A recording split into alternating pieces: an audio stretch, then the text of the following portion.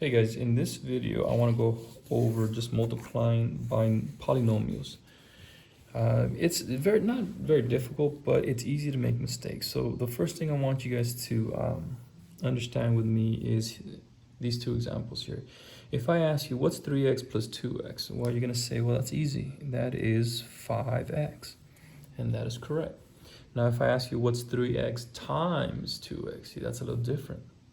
So 3 times 2, well, that's going to give me 6.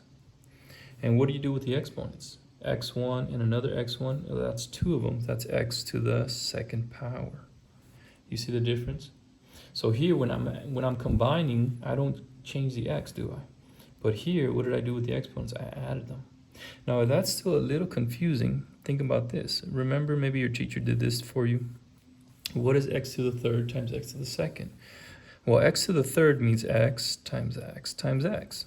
And what is x to the second? Well, that's x times x. Well, how many do you have? You have now 5 of them. Okay. Well, what's the shortcut? You add the exponents. You see that? So when you're multiplying polynomials, you're going to have to add the exponents. And that's where you have to be careful. Now, if you ever get confused, you see this? I want you to put this in your paper. So let's say you're doing a test or whatever, right? Write this down at the corner of your paper, and just to remind you, okay? And then so here, maybe you put don't change the x, and right here you just add exponents or whatever it is you need to help you. So when we're doing number 2, you see this is multiplying, right? So the big numbers we are going to multiply. So 4 times 2, that's 8. And then what do we do with the exponents? We add them. So that's going to give me 5. 4 times 6 is 24. And then that's a 1 and a 3, that's going to give me 4. And then 4 times 2 is 8. Now this one doesn't have an exponent, right? But we got to include this one here, m to the third. And that's it. You cannot combine these. These are different exponents, okay? There's no equal sign, so I'm not solving, and you're done. Number 3 is a little bit harder because it has 2 exponents, right? 2 variables. But we do the same process. 4 times 3 is 12. And then x cubed and another x, that's x to the 4th. Y and y squared, so that's 2 of them. So that's going to give me a total of 3. 4 times 2, that's going to give me 8. X cubed and x squared, that's going to give me 5. And then y and another y, that's going to give me 2. And then 4 times 3 again is 12. X cubed, and then another x is x to the 4th. Y and another y is y squared. And that's it, guys. You cannot add these two, okay? This is x to the 4th y cubed. This is x to the 4th y squared. They are different. They are different. There's no equal sign, so that's what you do. That's all you do. The other thing I wanted to talk to you about was multiplying binomials, okay? Now, in our school, we use what's called the box method, and you guys have probably seen it, or your teachers used it before. Now, only thing, if you're confused, just be careful, okay? Because first, you're going to multiply 3x minus 2, so you make a box to fit each term, and then over here on the left, you have 2x and a positive 1. So this part is pretty easy for the students, right? Remember, you're multiplying, okay? So 2 times 3, that is 6. X and x, remember that's x squared because you're multiplying. 2x times negative 4, that's negative 4x. 3x times 1, that's 3x. And then 1 times negative 2 is negative 2. Now this is the part where students, they understand it, but here, now you got to be careful. After we multiply, okay, what am I going to do? Now we're going to combine like terms. So we went from multiplying, now we're going to add. So what is negative 4x plus a 3x? See, right here we're adding. So that's going to give me negative 1. So your final answer is 6x squared minus 1x minus 2. You see how I did that?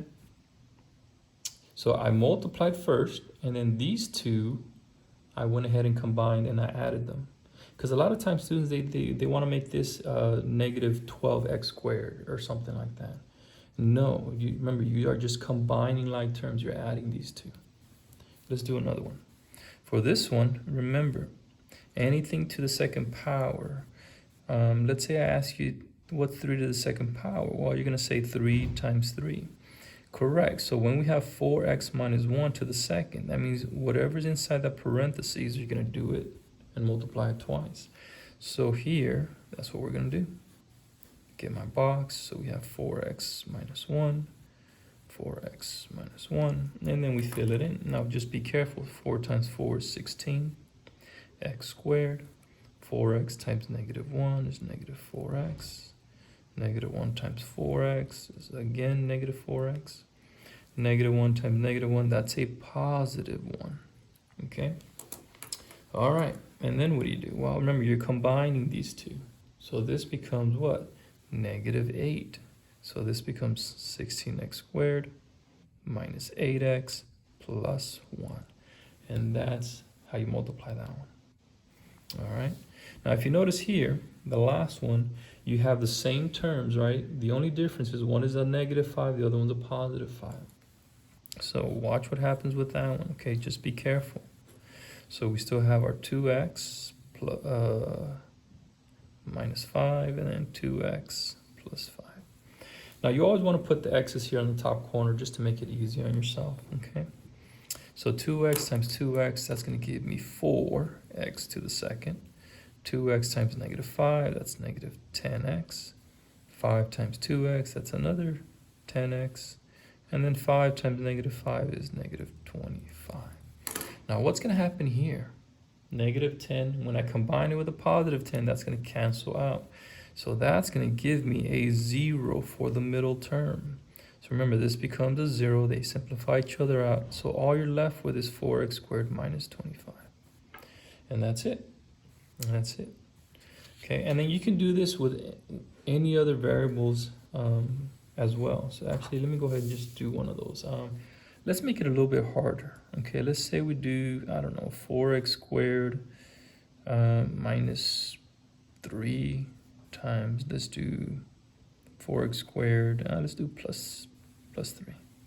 Okay, same thing. So I just want to show you that even with larger exponents, we're still going to do the same thing. Okay, and then so in the middle, 4 times 4 is still 16. So this time is going to give us x to the 4th power. And then over here we have negative 12x squared.